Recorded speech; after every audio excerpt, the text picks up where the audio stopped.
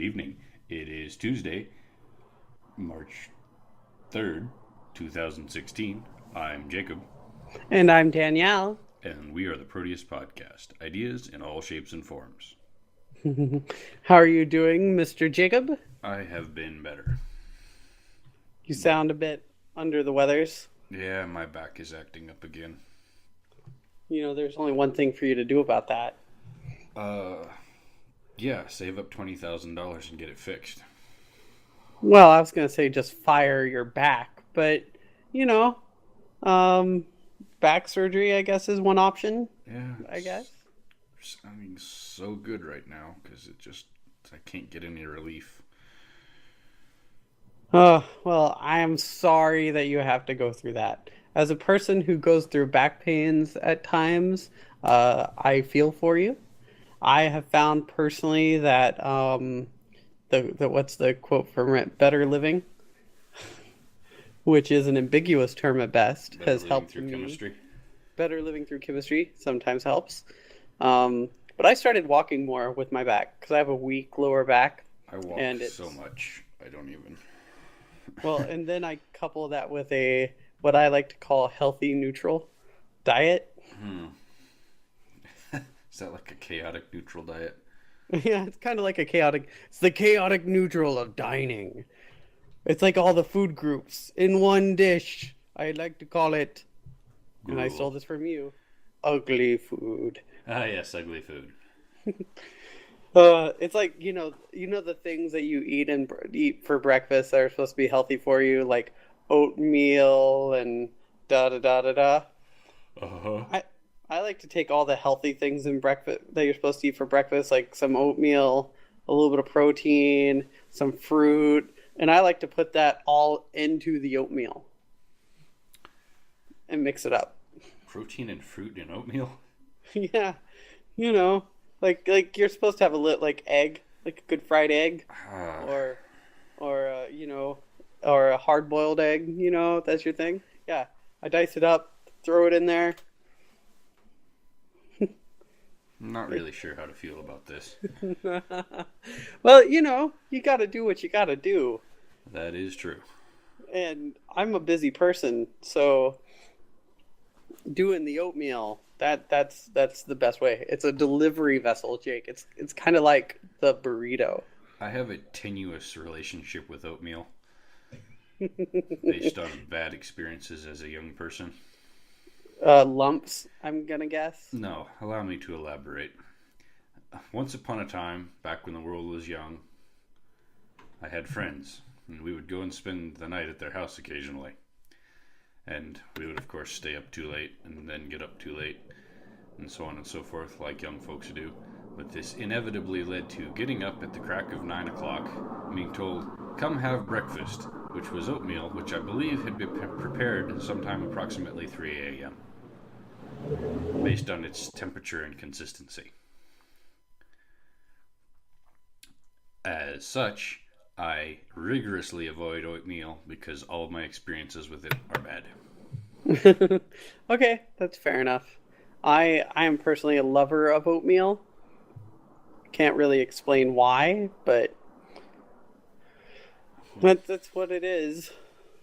And this past, as a matter of fact, I had oatmeal this past Sunday, May 1st, and I had oatmeal, and right outside was a Labor Day May Day protest march, Okay. and that was good. These were the good types of Labor Day immigration protest marchers. They were well organized. They were doing their business. They were peaceful. And I was appreciative of them for being cool. Well, that's an unusual sight in this country anymore. A well organized, peaceful march. Well, on the other side of town, we had the anarchist anti-capitalist march. I don't even. Why is that? Ow. Yeah, yeah, this is what they do. They do this every year. Last year there were a lot of arrests. There were some injuries. Nearly $500,000 in property damage. And this year the cops were well, they didn't overreact. They just corralled the protesters away from the business area of downtown and then brought them on the long, arduous walk with Uh, no shade into the middle of the warehouse district. that'll learn them. Yeah. So, and let me tell you something about anarchists. I know some great anarchists. I Oh, know anarchists that are intelligent, that are smart, that can eloquently speak their beliefs, and, you can actually have a decent conversation with them. And then there's these people. So yeah. on Sunday, as the protesters were being marched out of downtown Seattle away from where they could do damage, a lot of damage, they started throwing Molotov cocktails at the police. Nice folks. I'm surprised this wasn't in the news. Well, I can tell you why it wasn't in the news. Would you like to know? I most certainly would. The Molotov cocktails were not lit. Uh, wow, that's an incredible apathy towards one's, proclaimed beliefs there. Says, Yeah. I want destruction of everything, but I'm not lighting this Molotov cocktail. Nope, I am Here, just get gonna soggy. get soggy. Take some glass shards, riot police. Ah. Huh. Which, yeah. So it makes you wonder. It's like, you would think that if they were wanting a little bit more chaos, they would have lit these. No, Eh, no. well, apparently you've got a few of those wannabe anarchists that just want to be edgy, but they don't want to actually commit any murders. It's like, you know what? I want to get one of those piercings in my ears with the spacers, and I want it to look really huge, but I don't actually want to go through the effort, and I don't want my earlobes to be messed up. So I'm just gonna buy a set of earrings that it looks like it's a spacer. Right, yeah, pretty much. Hmm. But yeah. So that happened. So anarchists not always that smart, No. though. To the anarchists that are smart and intelligent, that know me, I love you guys. Thanks for being amazing. But really, talk to these guys. Find out what they're doing. Because it's a bad example. Bad example. hmm The problem Did I... y'all in. Ooh, go ahead. No, go ahead.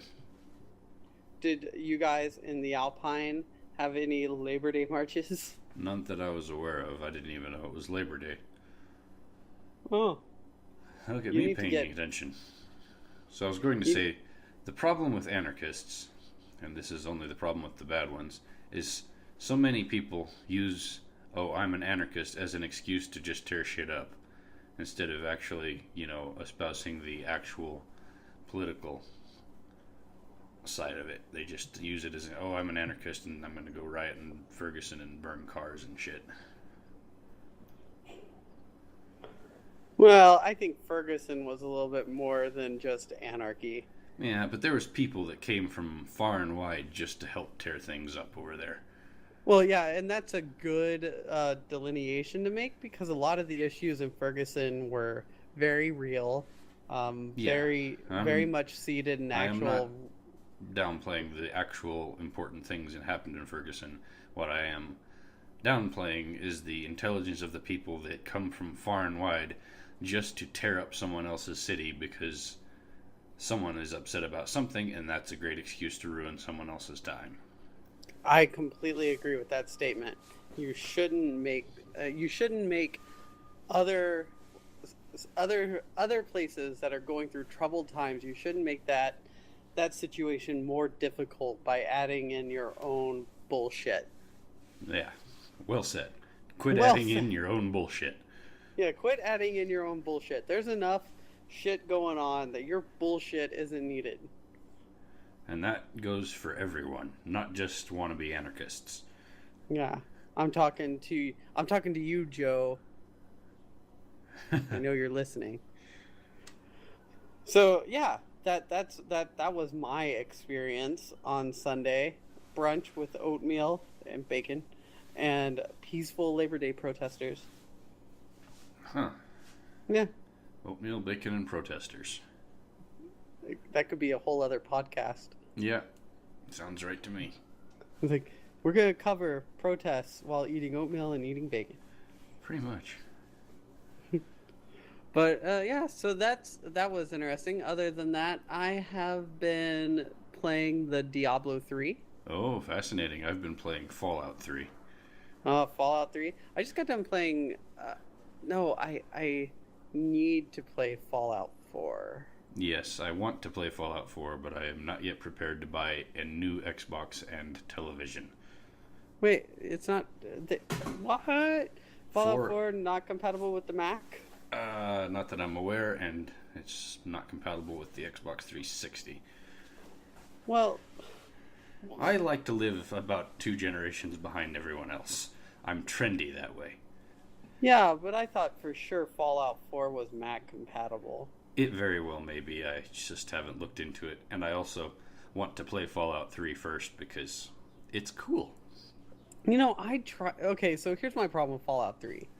And you may think I'm an elitist jerk, but Well, we already knew that, so.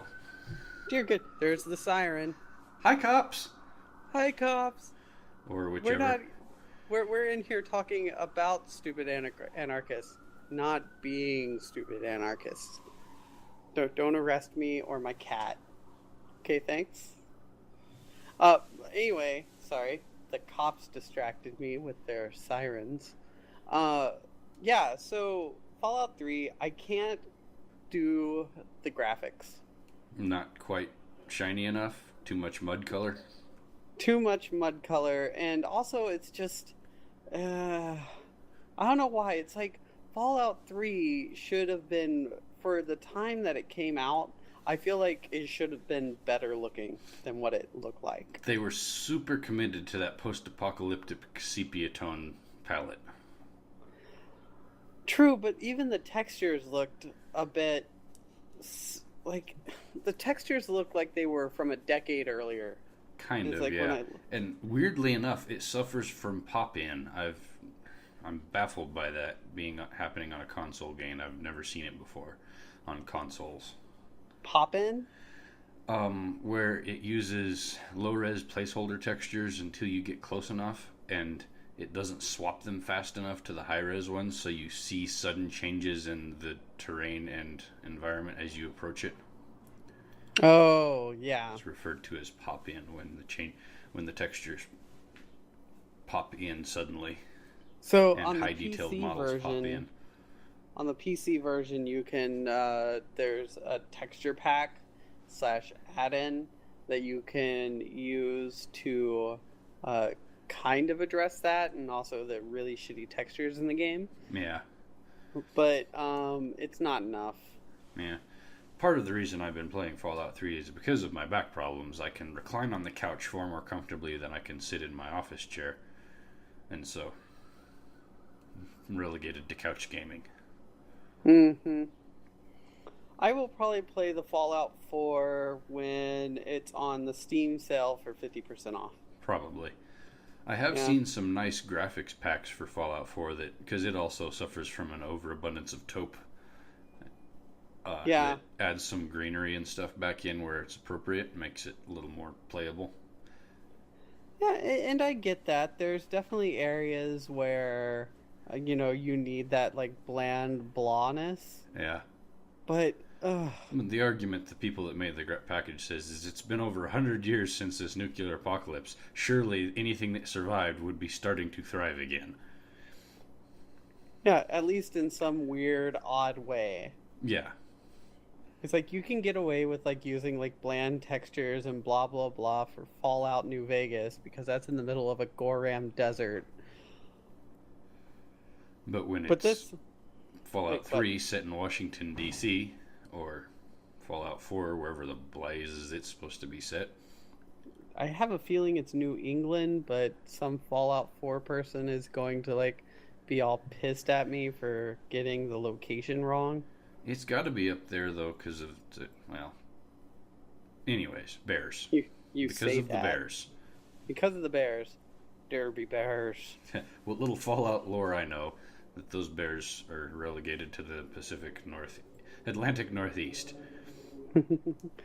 Oh, the Atlantic Northeast, land of bears and, Bears, big giant death claws, mirelurks. death claws. Yeah, death claws. I ran Raiders. into my first death claw the other day. Oh, how'd that go for you? It was very alarming. Did it swoop upon you when you were not expecting it? I saw it in the distance and thought to myself, my lens, what is that hideous thing?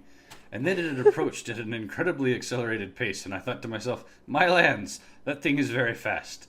And then I began to feed it shotgun rounds at an accelerated pace and thought to myself, my lens, it's very durable and hits quite hard.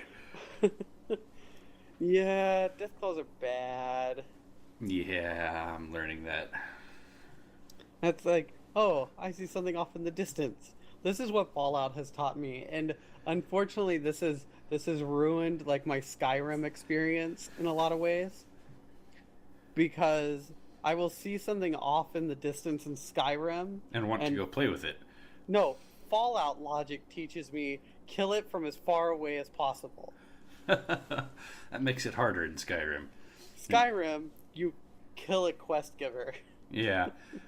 My other nemesis in Fallout 3 is the damn bears, which I cannot pronounce their in-game name, Yao something.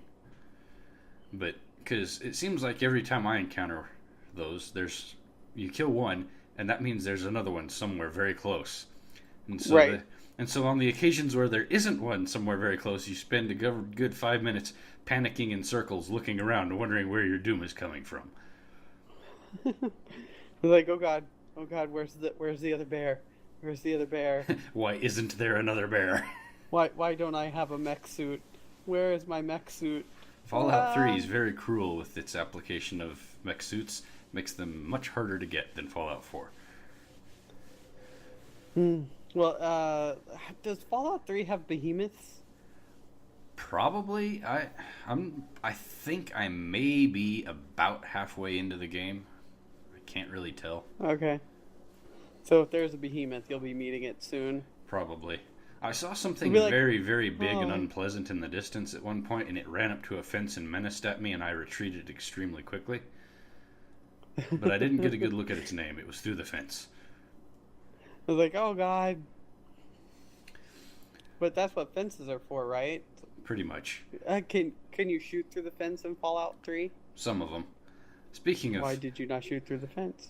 I was extraordinarily under-equipped at the time and probably shouldn't have been tooling about where I was.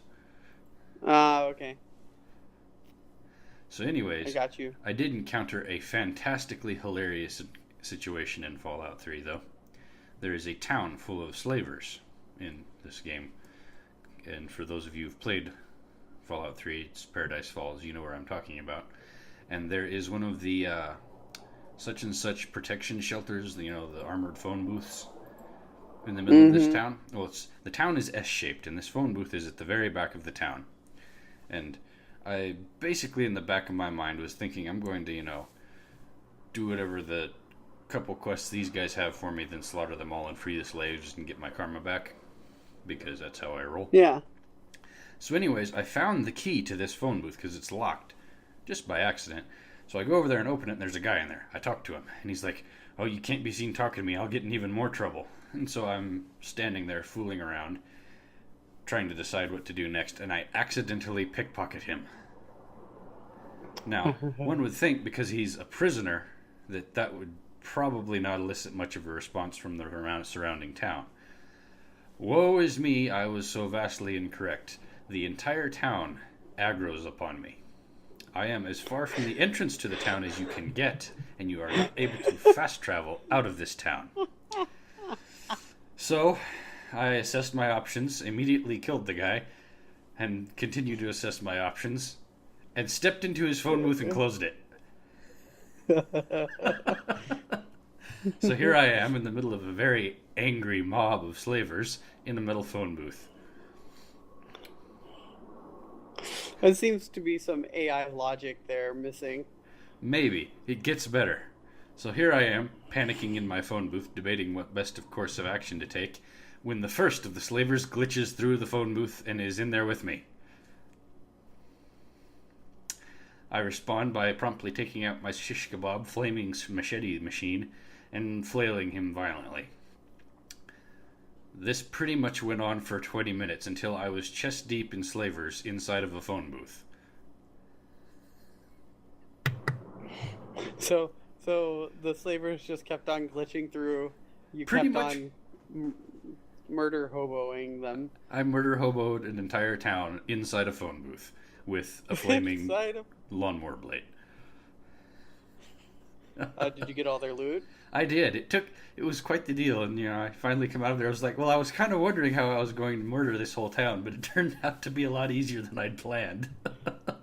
And you got all your karma. I got all my karma back. Right. I got lots of good loot. It was just most ridiculous fun I'd had in that game in several hours. It's like, damn it, I have the key, not you guys. Yeah, it was just sort of surreal. You're like, I don't know what to do. Get in the phone booth and close it. Oh crap, they're in the phone book with me. Yeah. It took a long time to get all my loot because I had to empty the phone booth out to get to the ones on the bottom of the pile, but that's how video games are sometimes. That's a grisly affair right there. Quite. How many slavers can you fit in a phone booth? About a dozen. About a dozen, if you have the right tools. By right tools, I mean a flaming lawnmower blade. Yeah, that's a really fun weapon. You should try it. Man, the air traffic above my house is they're spraying a gypsy moth spray over all of Seattle right now. That's what that plane is. Oh, to keep It's the like moths down. Yeah, it's like some kind of organic, non-lethal to humans, but kills all gypsy moths. So something obnoxious like lemongrass. Like, I think it's like EBT or ZBT or I don't know. Basically, though, it's like one of the only pesticides that can be used on organic crops for it to remain organic. Huh. And so they're doing the whole town. Yeah, in sections. Fascinating.